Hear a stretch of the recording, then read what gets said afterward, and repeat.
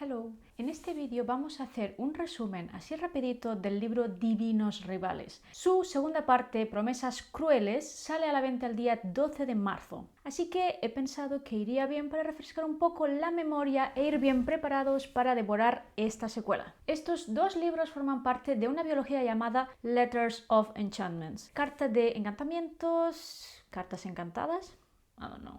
El nuevo libro tendrá 576 páginas, un poco más que el de Divinos Rivales, que tenía 448, y viene de la mano de Puck Editorial. Démosle las gracias por traernos estas maravillas traducidas al español. Hice la reseña del primer libro hace no demasiado, te lo dejo por aquí por si no lo has visto y te interesa. Verás que casi todo lo que digo es bueno, exceptuando ciertas cositas con las que puede que no te identifiques.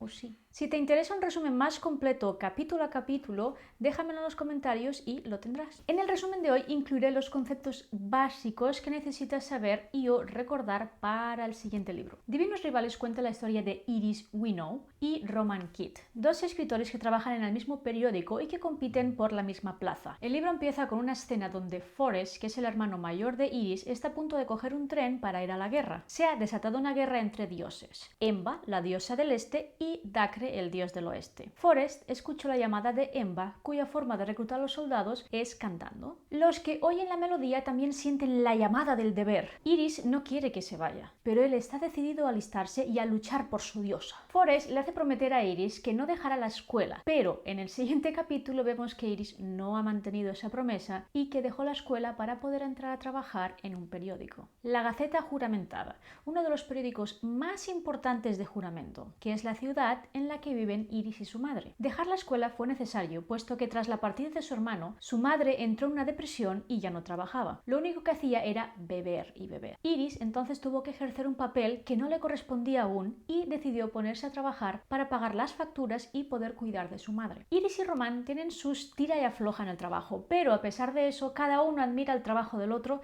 secretamente. Creen que tienen mucho talento. Iris durante todo este tiempo ha estado escribiendo cartas a una persona misteriosa a través de una máquina de escribir encantada que le dio su abuela. Ella al principio usaba la máquina para escribirle cartas a su hermano, del que no había noticias. No sabía si le llegarían o no, pero le servía para expresar todo lo que sentía. Las cartas las pone dentro del armario, igual que hacía su abuela con ella, y descubre que una vez dentro desaparecen. Así que cree que de alguna manera la magia le está llevando las cartas a su hermano. Después de varias cartas, recibe una de respuesta. Sale de debajo de la puerta de su armario y ella no la ha puesto ahí. Esa carta dice: no soy Forrest. En ese momento se da cuenta de que no le estaba escribiendo a su hermano y todavía no sabe quién es, pero siguen escribiéndose a pesar de no tener ni idea ¿sabes?, de a quién le están enviando las cartas. Digamos que forja una especie de amistad a través de ese vínculo. Un buen día, Iris vuelve a casa y ve que su madre no está. El día anterior la vio un poco más animada e incluso le prometió que volvería a trabajar, ya que se sentía mejor. Así pues, a pesar de estar preocupada por ella, cree que ha ido al antiguo restaurante en el que trabajaba para intentar recuperar su puesto. Al despertarse por la mañana, ve que aún no está en casa. Decide ir a trabajar y en el periódico lee una noticia de que se ha encontrado un cadáver. Por la descripción del cuerpo, parece que es su madre. Sin decir nada, se va a la estación de policía a identificar el cadáver. Al salir, se va directamente a casa sin pasar por el trabajo ni ese día ni el siguiente. Román, preocupado, aparece en su casa para ver cómo está, pero ella no le dice que su madre murió. No quiere que nadie lo sepa y, para aparentar normalidad, vuelve a trabajar al día siguiente como si nada hubiera pasado. Su trabajo muchas veces consiste en escribir los obituarios del periódico. Aprovecha y esta vez escribe también el de su madre. Finalmente, ese mismo día, la llaman a ella y a Román al despacho para ver quién obtiene el acceso. Finalmente, ese mismo día, la llaman a ella y a Román al despacho para ver quién ha obtenido el ascenso. Román gana e Iris, pues no. Él pide una extensión porque dice que la madre de Iris acaba de fallecer. ¿Que cómo lo sabe? Pues porque sumó 2 más 2. Leyó el obituario y su comportamiento había sido demasiado extraño el otro día. El jefe le dice que no, que lo siente mucho, pero que no. Así pues, Román consigue el trabajo y ella se da cuenta de que ni siquiera quiere estar allí, así que renuncia y se va. Una vez en casa, empaqueta sus cosas, las más importantes como por ejemplo el collar de su madre y la máquina de escribir, por supuesto. Decide alistarse como corresponsal de guerra en un periódico que es competencia directa con la Gaceta. Cuando firma como corresponsal de guerra antes de irse, le manda una última carta a su amigo. Le dice que tal vez no sepa nada de ella por un tiempo, pero no especifica a dónde va. Recibe una respuesta, pero ella prefiere no leerla. Luego, cuando Iris habla con su nueva jefa para acabar de detallar todo, la jefa se fija en la máquina de escribir que tiene y le pregunta si sabe lo que es exactamente. Entonces le cuenta la historia de la máquina de escribir. Le dice que tiene una de las 3 alondras. Son máquinas de escribir encantadas hechas por un hombre rico para que su hija pudiera comunicarse con sus amigas después de que enfermara de tuberculosis y no pudiera salir de casa. Las 3 amigas se escribieron cartas e historias en estas máquinas de escribir hasta que esa niña murió y luego el padre donó su máquina de escribir a un museo. Sus 2 amigas se quedaron con la suya y la fueron heredando sus descendientes. Se puede conocer su autenticidad por una placa de plata que tienen debajo con las iniciales de las niñas. La de Iris lleva las iniciales de su abuela, D-E-W, Daisy Elizabeth Winnow. Ahí es donde descubrimos que su abuela era una de esas niñas que compartía cartas e historias con las demás. Iris se da cuenta de que es la máquina de escribir la que está encantada y no el armario. Las 3 máquinas de escribir están conectadas, así que ella se está mandando mensajes con el propietario de la otra máquina de escribir, la que no está en el museo. Cuando nos sumergimos en la perspectiva de Román, descubrimos que él es el destinatario de las cartas de Iris. Desde el principio es consciente de que era ella gracias a la información que había compartido sobre su trabajo y su hermano. Además que enseguida pudo detectar el estilo de escritura de Iris. Sin embargo, opta por no revelarle que él es el destinatario, por miedo a que ella deje de escribirle si descubre la verdad. A medida que la historia avanza, se revelan más detalles sobre la vida de Román. En una de las cartas comparte con Iris una losa que pesa sobre su conciencia, la muerte de su hermana menor. Ocurrió mientras él la acompañaba a nadar. Se quedó dormido en la orilla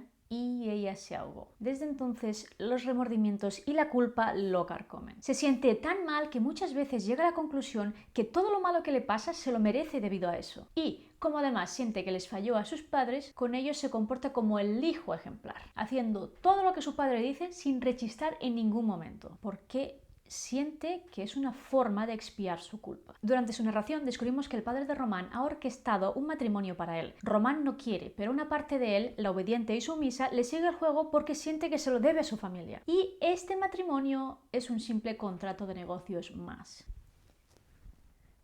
Un día, Román, hablando con su padre, ve unos paquetes que parecen ser bombas. Su padre le asegura que estos tendrán más valor cuando Dacre gane. A pesar de los planes de su padre, Román se opone a la idea de casarse y de respaldar a Dacre, ya que su lealtad está en Imba. Durante una cena con su prometida llamada Elinor, Román habla con ella y le dice que no está de acuerdo con todo ese teatro y que no quiere seguir actuando. Ella le dice que los artefactos no son bombas, pero no le quiere explicar lo que es hasta después del matrimonio. Le confiesa estar enamorada de otra persona y le dice que dormirán en habitaciones separadas, teniendo su vida por separado y que solo se acostarán para procrear. Román se da cuenta de que no desea casarse con alguien que no lo amará y que no ama, aunque siente que merece ese destino debido a lo que le pasó a su hermana. Pobre hombre, está torturado. Tras la marcha de Iris del periódico, Román decide romper su compromiso, renunciar a su trabajo y unirse como corresponsal también. Hay gente que se va de viaje y otras personas se van a la guerra.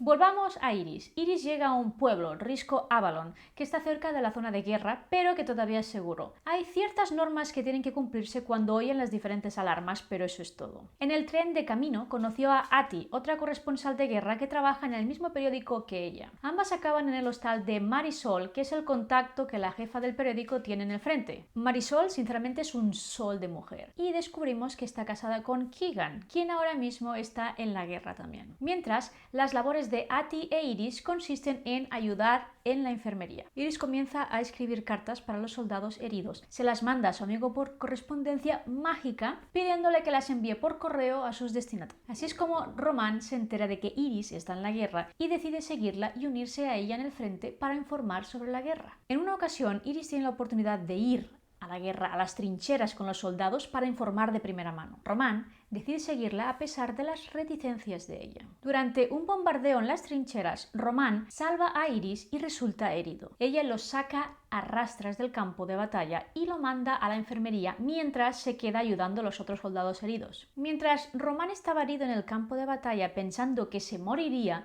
le dijo a Iris que por favor mirara en su mochila. Ella no lo hace hasta más tarde y allí descubre una carta en la que le explica todo. Román es con quien se estaba escribiendo y ella no sabe cómo sentirse. La carta confiesa su amor y luego, al confrontar a Román en la enfermería, Iris está enojada y molesta, luchando por reconciliar las dos identidades de Román. Al principio le cuesta porque ella los conocía como dos entes separados, pero resulta que esas dos personas son la misma. A pesar de sus emociones conflictivas, Román no la deja ir y la besa. Después, más tarde, ella revisa las cartas y se da cuenta de que en realidad nunca la engañó. Aunque tiene miedo, decide confesarle sus sentimientos a Román. Él le pide matrimonio.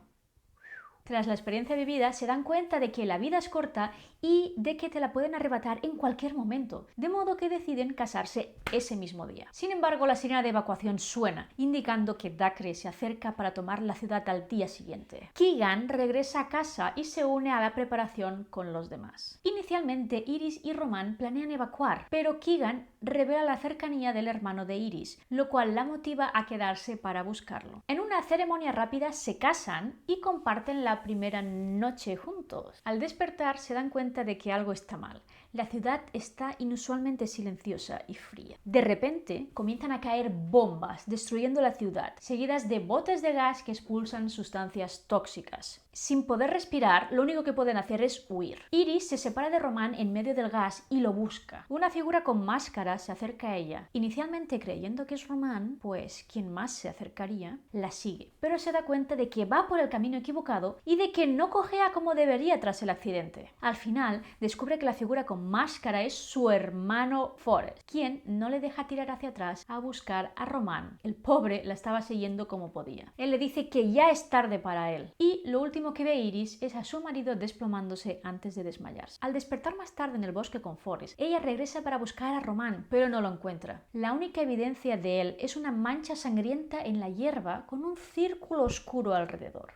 Forrest le explica su historia a Iris, revelando que resultó herido en la guerra luchando por Emba y estaba demasiado enfermo para evacuar cuando Dacre llegó. El dios lo curó antes de que muriera y lo obligó a luchar por él y para él. Aunque no quería, tuvo que hacerlo porque le debía la vida. Forrest estuvo ahí la vez que atacaron las trincheras. Cuando llegó al lugar, vio el colgante que Iris había perdido allí, el que había pertenecido a su madre. Entonces decidió buscar a su hermana en lugar de seguir con el rollo de Dacre. Desertó, que ya veremos las consecuencias que tiene desertar de un dios. Lo dejó todo y se las arregló para llegar a Iris y la sacó de allí para llevarla de vuelta a casa. Más adelante, en el epílogo, vemos desde el punto de vista de Dacre cómo encuentra a Román, sintiendo que está a punto de morir, pero lo salva. Nice. Se da cuenta de que Román es un corresponsal de guerra, algo que él nunca ha tenido antes entre sus filas. Le pide a su subordinado que lleve a Román abajo. Entendemos pues que el círculo oscuro dibujado alrededor de donde estaba Román es un portal para llegar a su reino. Y aquí termina. ¿Qué pasará con Román e Iris? ¿Volverán a estar juntos alguna vez? ¿Será él capaz de reconocerla? Who knows? Y hasta aquí el resumen rápido de Divinos Rivales. He de confesar que yo ya sé lo que pasará porque leí el segundo libro en inglés en su día, pero no puedo decir nada. Igualmente tengo muchas ganas de que salga en español para releerlo. Una cosa que me gusta mucho de esta autora es su pluma y la forma que tiene de expresarse. Así que yo creo que esto hay que disfrutarlo en todos los idiomas posibles. Y ya está, si te ha gustado el vídeo agradecería mucho que te suscribieras y que le dieras un like. Nos vemos en los próximos vídeos hablando de libros y escritura. Chao.